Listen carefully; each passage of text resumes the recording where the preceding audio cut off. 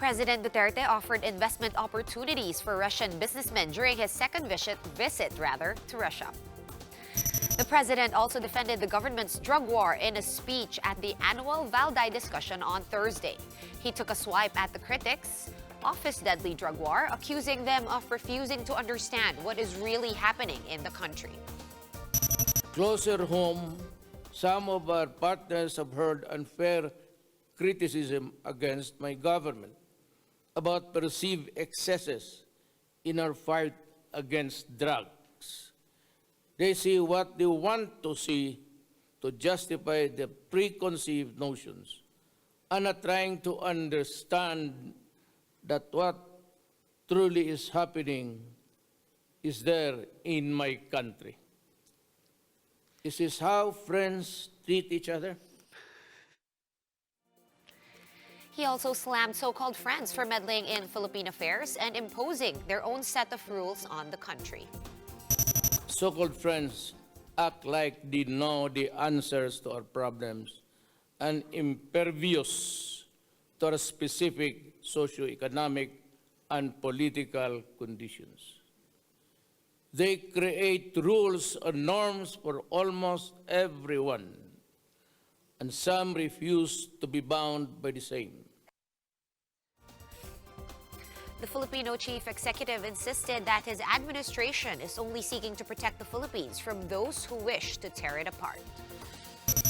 We only seek to curb criminality that corrodes the very structure of government. We only seek to build a credible defense against those who might be tempted to violate our territorial integrity.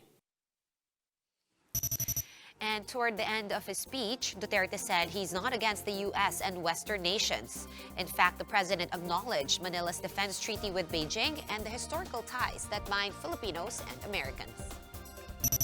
The U.S. is a close friend of the Philippines.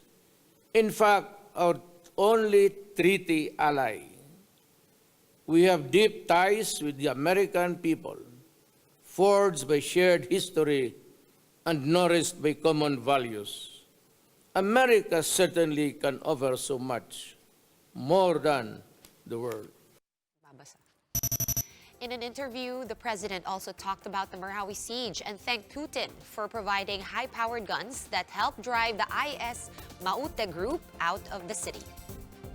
And I'm thankful that President Putin came all the way from somewhere to fly just to be in Moscow to talk to him before I took him. Took us about 5 months to quell the rebellion. And it was only when China and Brazil gave us the very well-made guns. The new fighting now is from afar.